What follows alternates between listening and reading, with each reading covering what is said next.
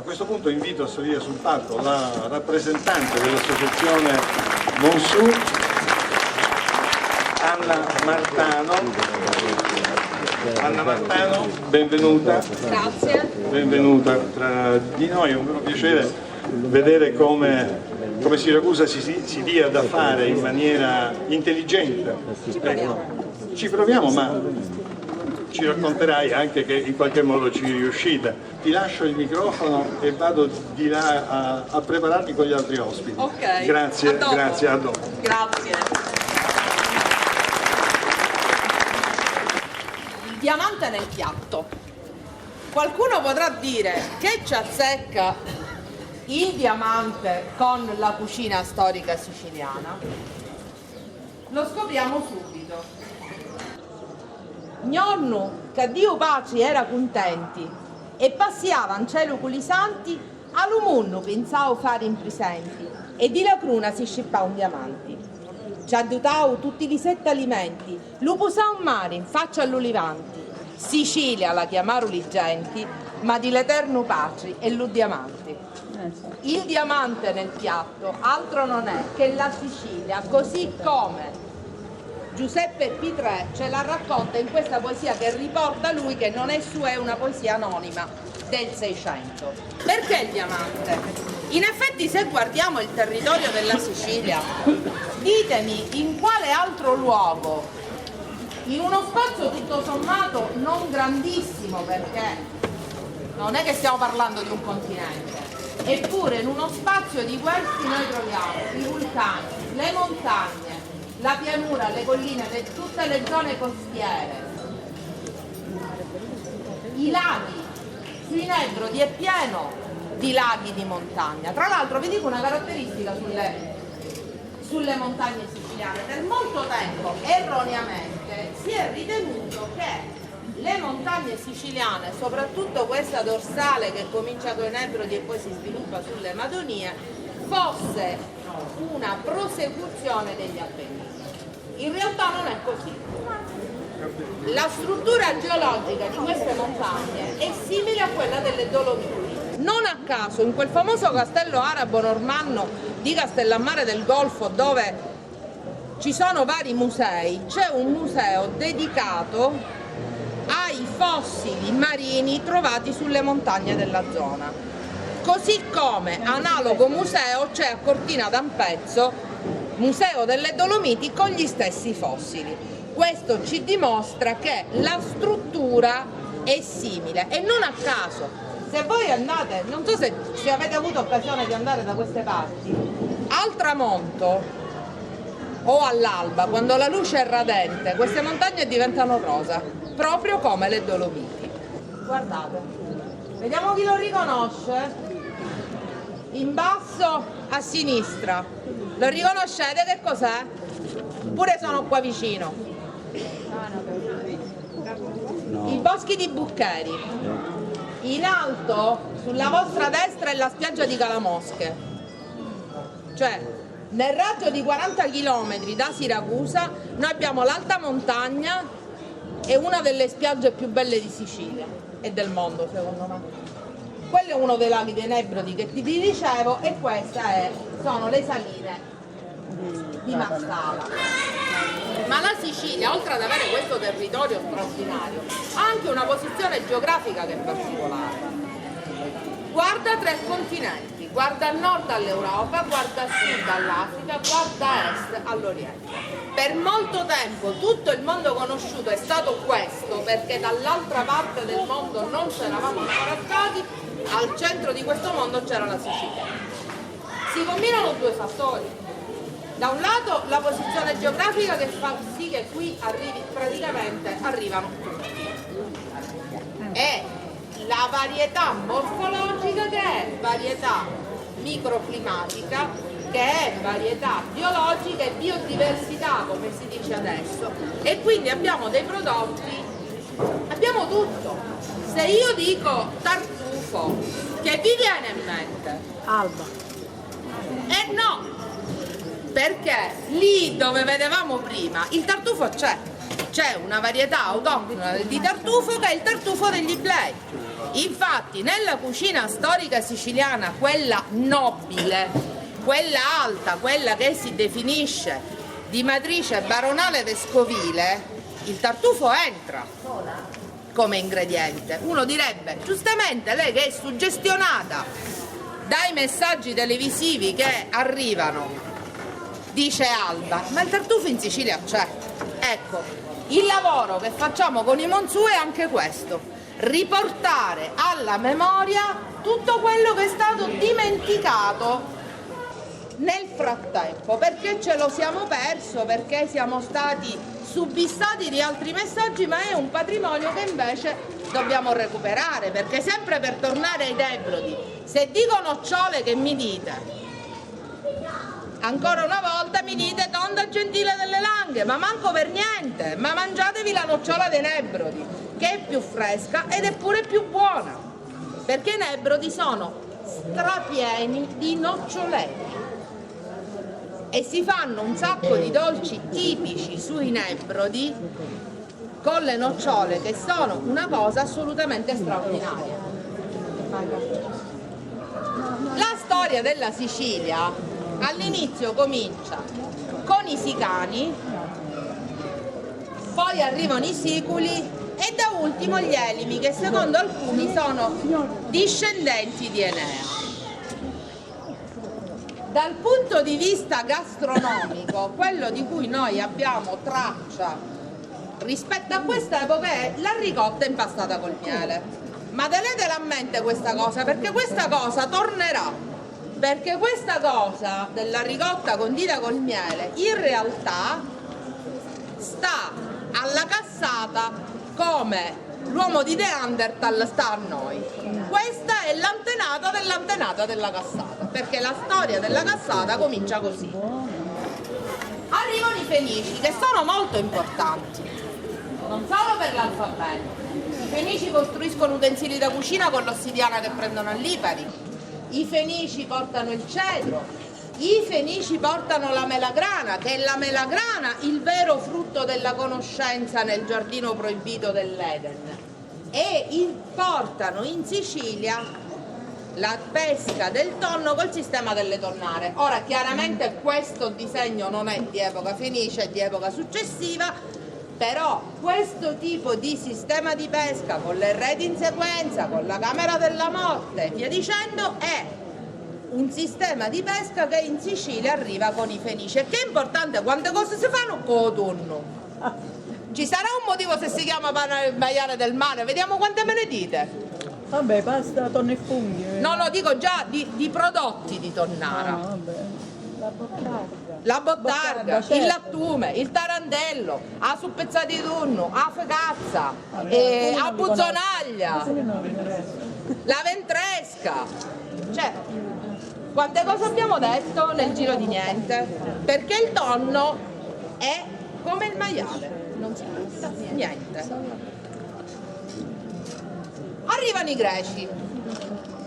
I Greci introducono in Sicilia alcuni vitigni, come il Grecanico e l'Albanello, introducono la coltivazione della mandorla e la coltivazione dell'olivo, perché in Sicilia c'è già l'olivo, ma è l'ogliastro, quello selvatico, che non dà frutti.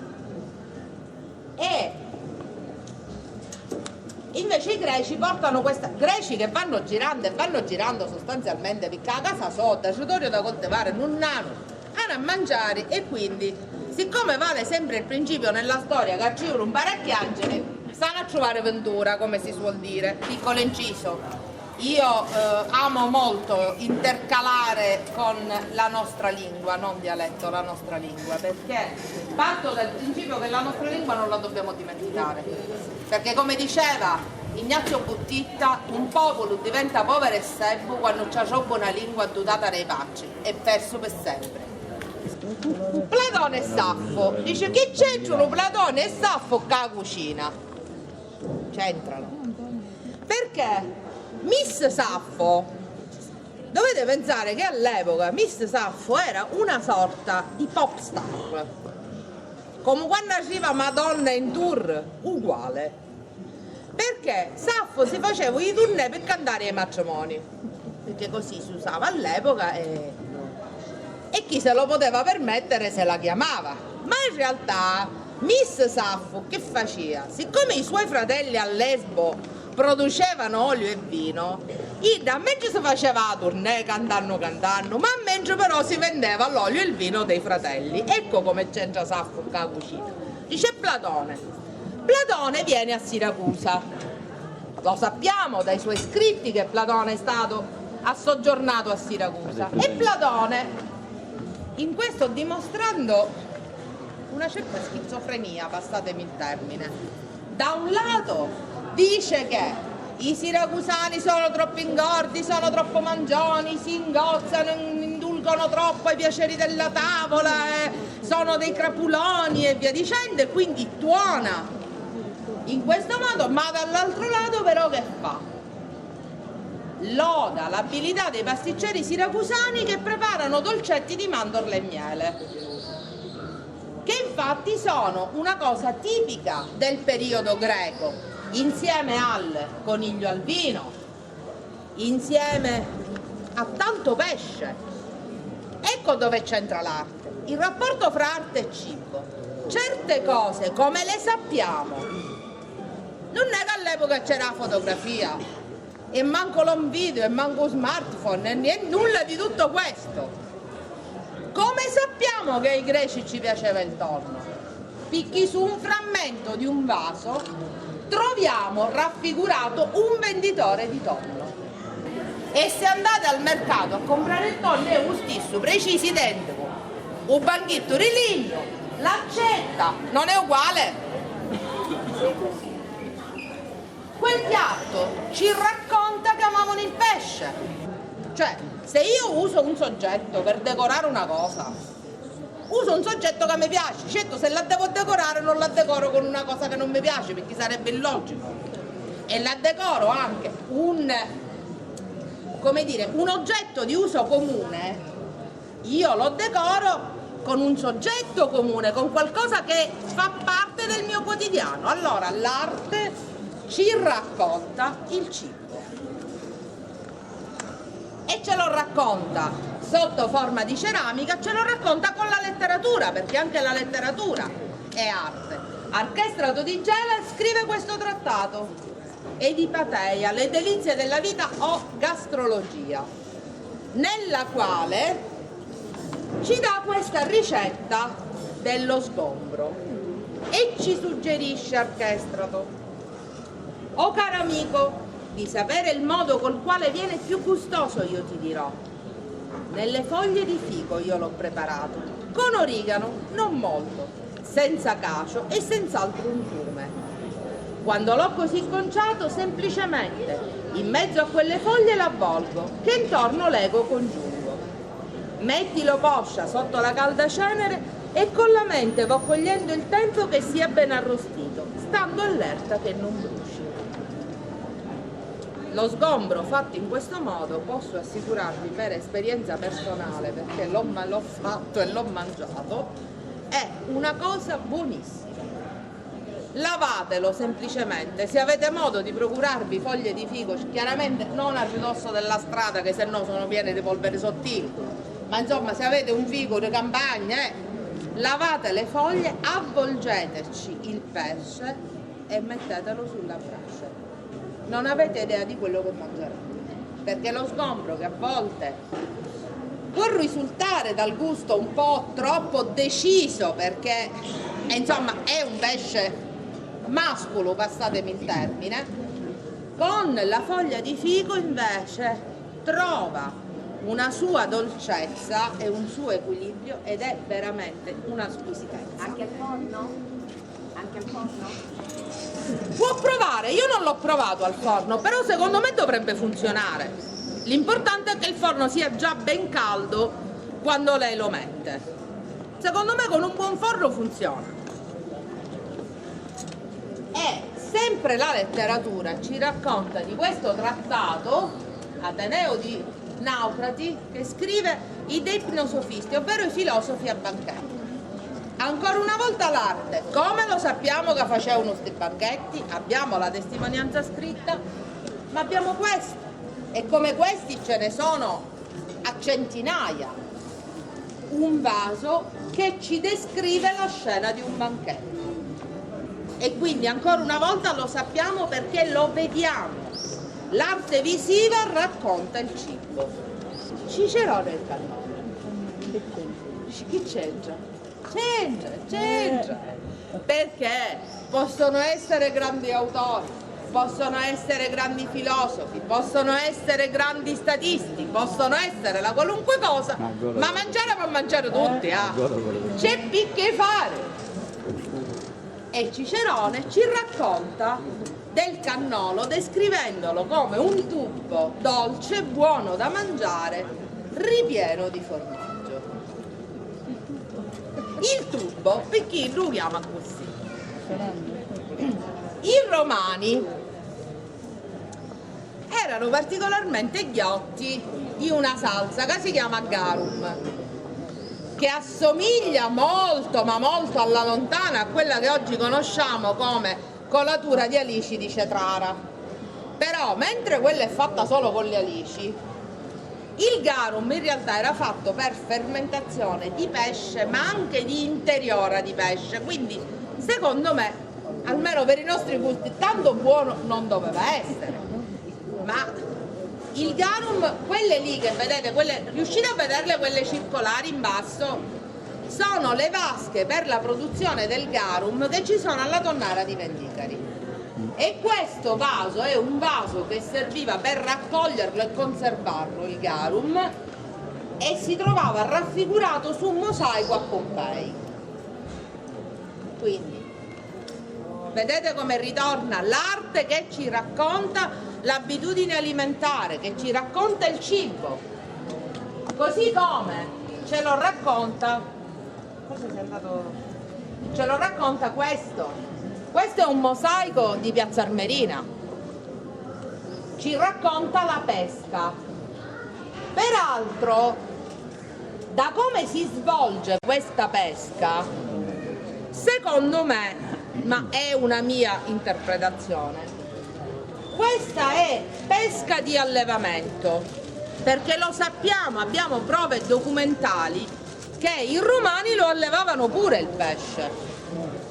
Soprattutto allevavano le anguille, ad esempio, e allevavano le murene, perché un piatto che in epoca romana era considerato estremamente prelibato era proprio la murena fatta in brodetto, che secondo me è buona magari oggi, perché la murena è una cosa meravigliosa, pesce poco conosciuto, la murena come un serpente, marrone con le macchie gialle, spinosa quanto mai. Da preferire nel periodo settembrino, quando ha meno spine. Non a caso il proverbio antico siciliano dice sappa e murina a tempi racina.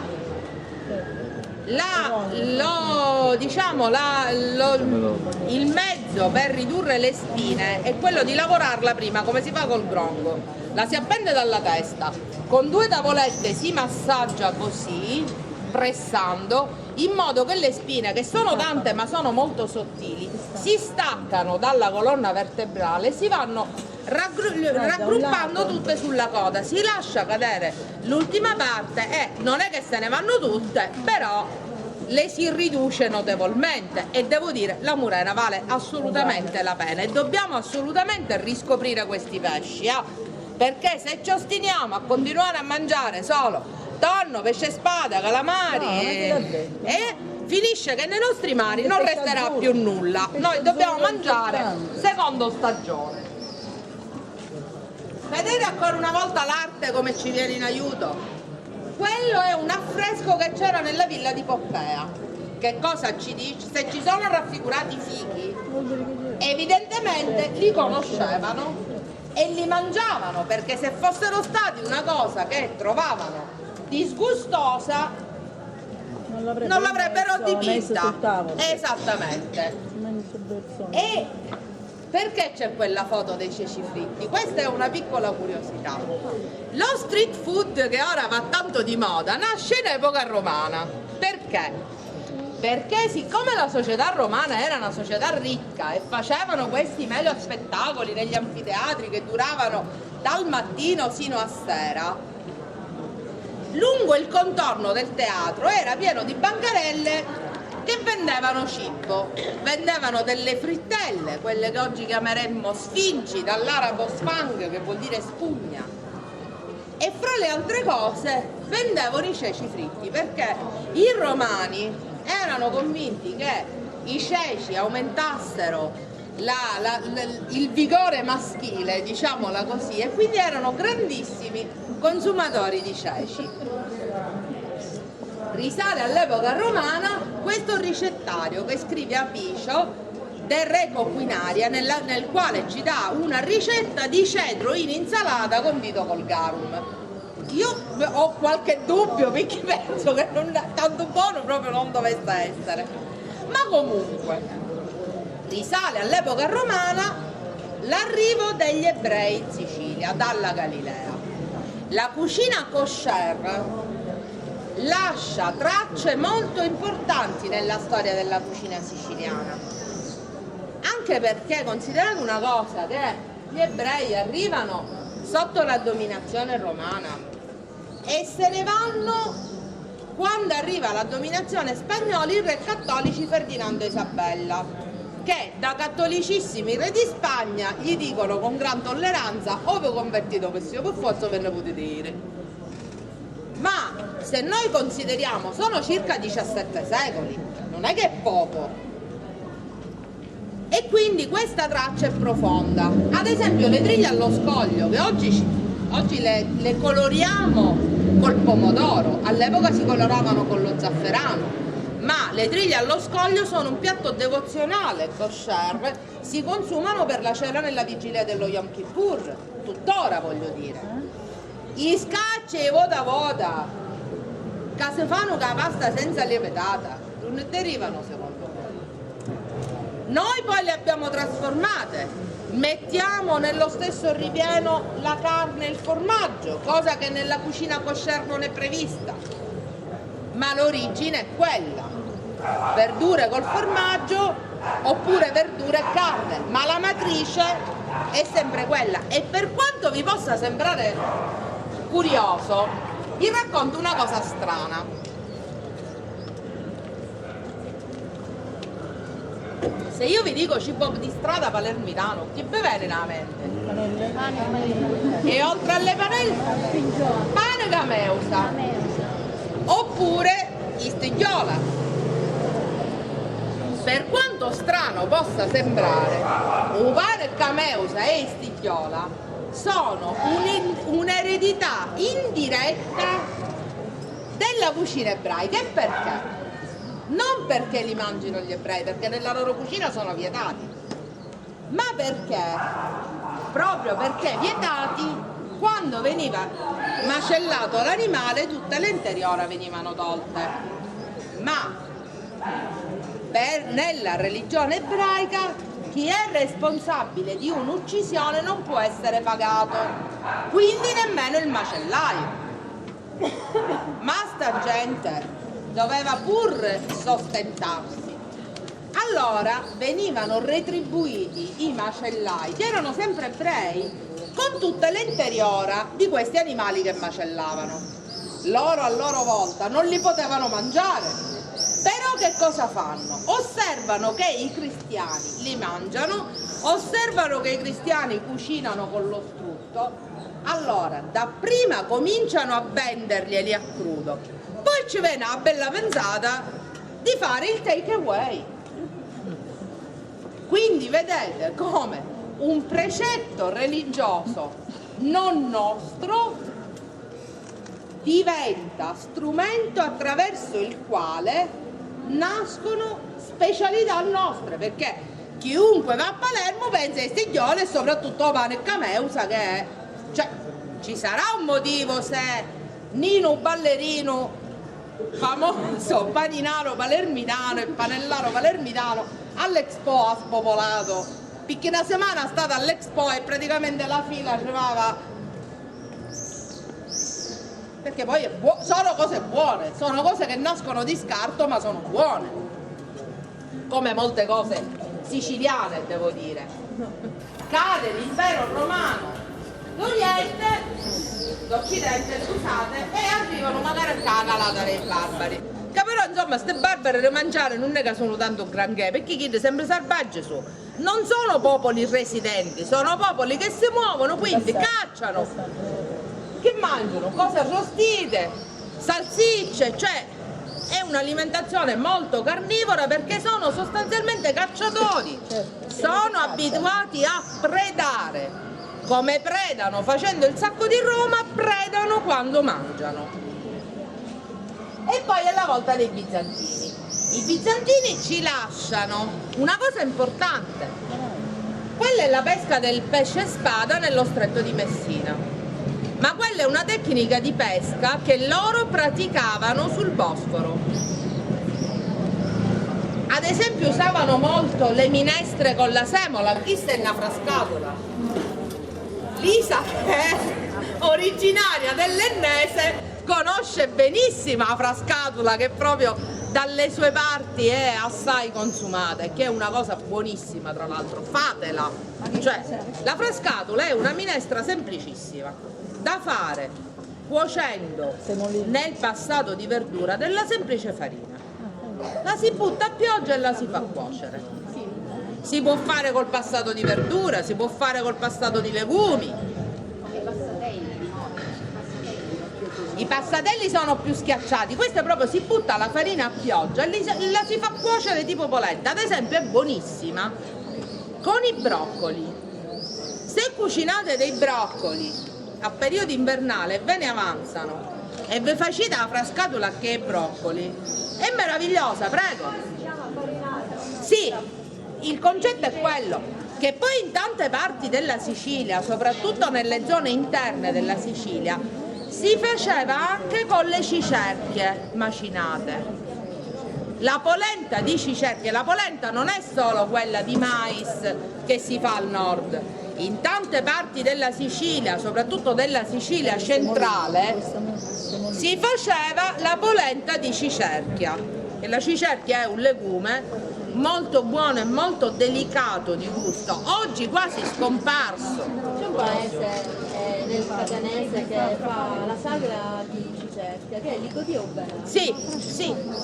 E c'è la sagra di cicerchia. Ed è una cosa, cioè queste sagre di questi cibi dimenticati sono assolutamente meritevoli, perché poco fa si citava il grano. Sì, infatti, poco fa si citava il grano di Dumminia.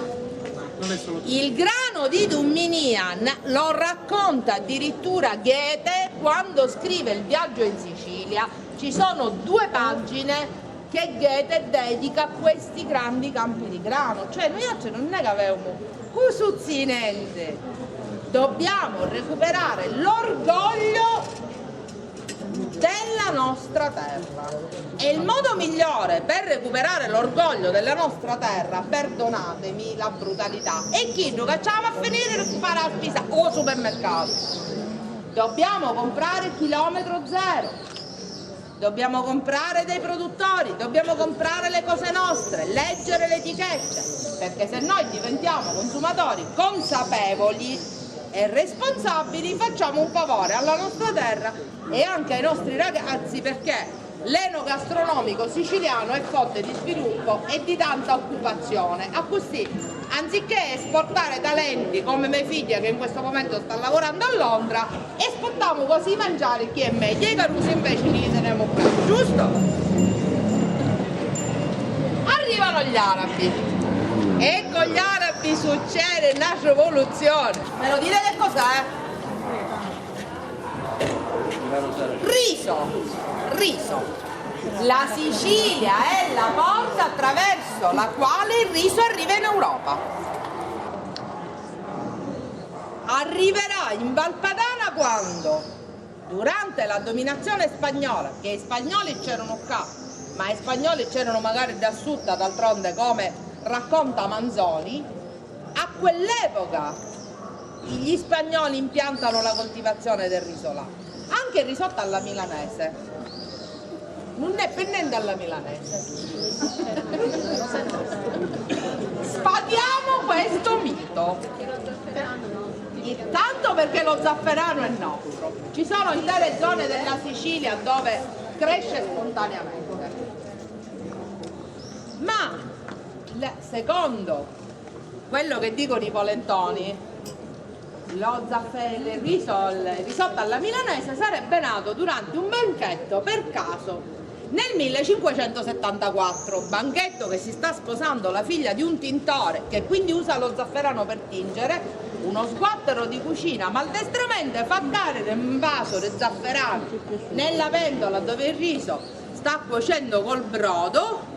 È troppo tardi per rimediare perché è un banchettinozzo, insomma, mentre lo saggio dice sì, però sape buono, ramucci lo stesso, e il nascita ufficiale del risotto alla milanese, nulla di più falso, perché nel 1557, quindi 17 anni prima di questo presunto episodio, Cristoforo di Massiburgo pubblica un libro che si intitola Libro Novo, che è un ricettario di cucina.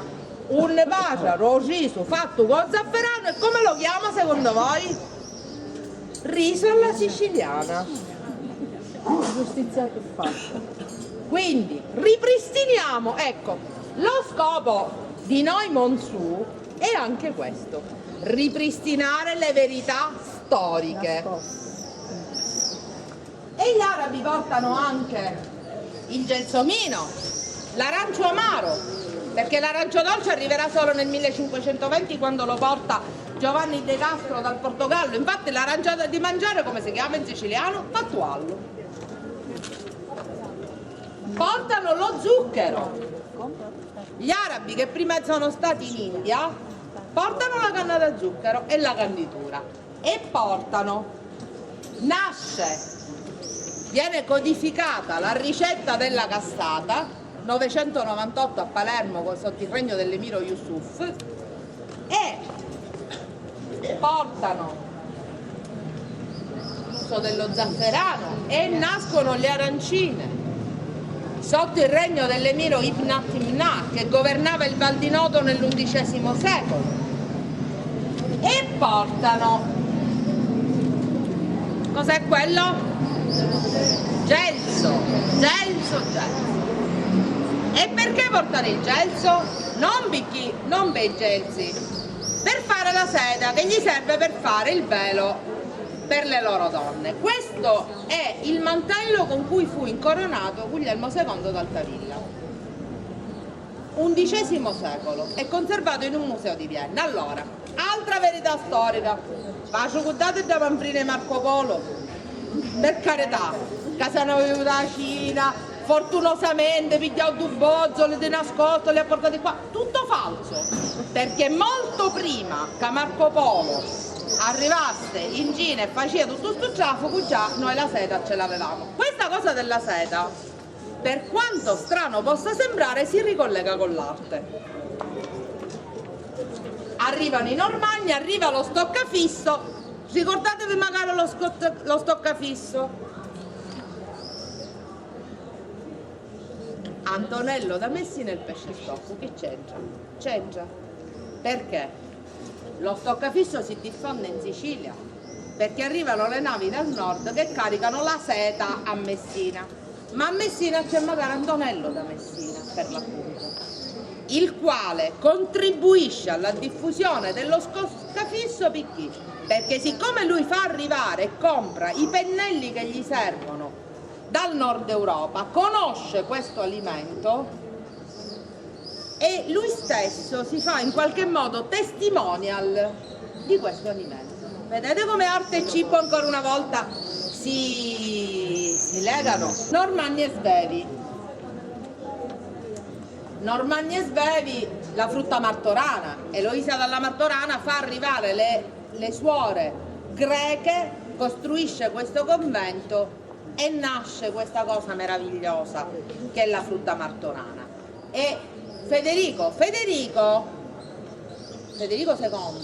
scrive De arte venandi in cuvavibus, dove racconta le tecniche di caccia la cacciagione era molto usata, ma ci lascia anche una ricetta che è quella dei colombi spennellati di miele e arrostiti allo spiedo. Vai, vai. Angioini e aragonesi diffondono molto l'uso della cipolla, che è molto più francese rispetto che mediterranea. Gli spagnoli. Il cioccolato che non è solo dolce, ha altro mito da sfatare. Il cioccolato è salato. Sfatiamo un altro mito, la cioccolata di Modica, che è buonissima, ma la cioccolata di Modica non è nata e non è stata pensata per essere mangiata così. Non è buona, mi dispiace, so di attirarmi tante antipatie perché si sente troppo lo zucchero sotto i denti. Quello era un cioccolato pensato per essere fuso, per essere grattugiato dentro altre preparazioni, fuso ad esempio in quello lì che è un ragù di carne, originario proprio delle tue parti, lo sciabò di Castrogiovanni, un ragù di maiale che prevede anche l'impiego del cioccolato, alla fine è una cosa meravigliosa. Questa di sotto è la salsa di San Bernardo, nata nel convento dei Domenicani a Catania, è chiamata così perché quel convento custodisce le reliquie del beato Bernardo Scamacca.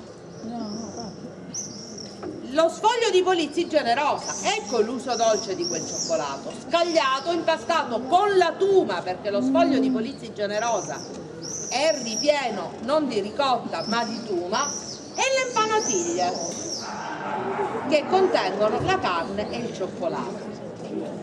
E in quell'epoca arriva pure il fico d'India, che viene dal Messico, e che arriva in Sicilia grazie a 2 soldati mercenari che erano al seguito di Cortés, che trovano queste piante e le portano qui. E sappiate che del fico d'India non si butta nulla, il frutto si mangia, a pala si pulisce, si sbollenta e si fa in insalata, la buccia si fa a cotoletta.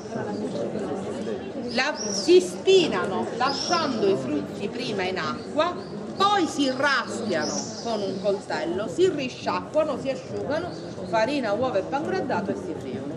E mangerete una cosa meravigliosa, che tra l'altro fa pure bene alla salute, perché il fico d'India è una cosa meravigliosa. Ma si sbollenta prima la buccia? No, a meno che non siano troppo grosse, cioè se i fico d'India sono freschi e sono teneri non c'è bisogno di sbollentarli, se invece sono un po' più spessi allora proprio, come si dice, una calata inaisata.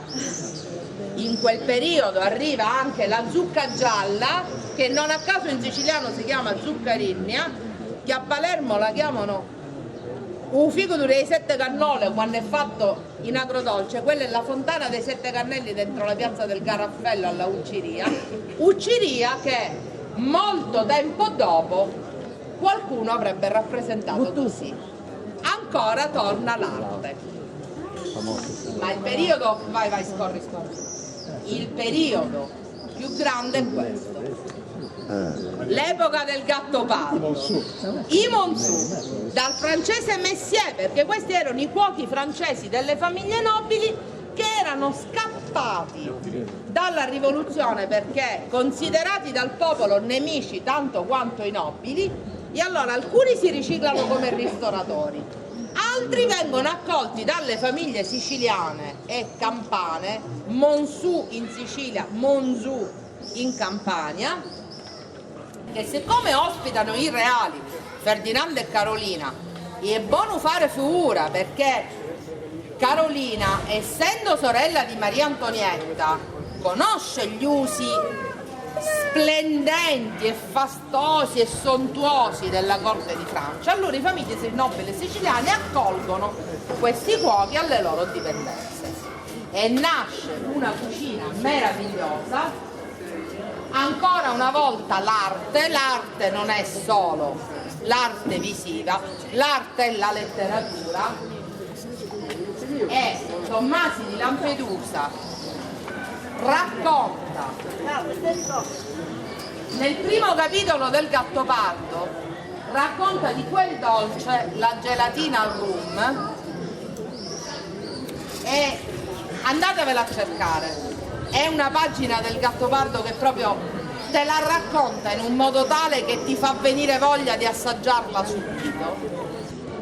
Così come racconta poi più avanti il pranzo a Donna Fugata, il primo incontro tra Tancredi e Angelica, racconta di questo pasticcio quando parla della salsa color camoscio e del coltello che infrangeva la crosta, cioè altissima letteratura, arte che ci racconta il cibo.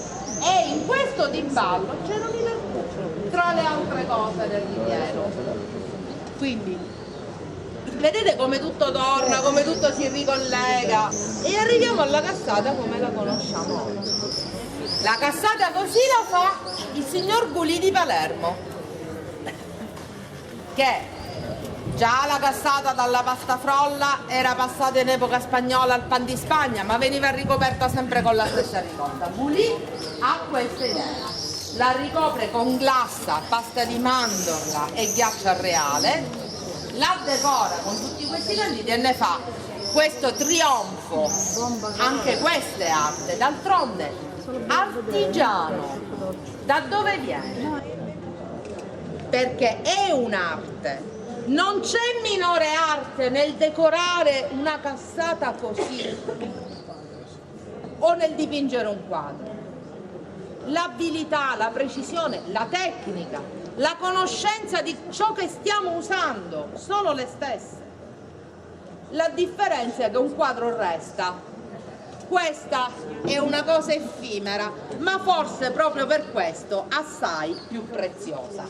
E poi arrivano i pasticceri svizzeri e gli ultimi grandi Montsù.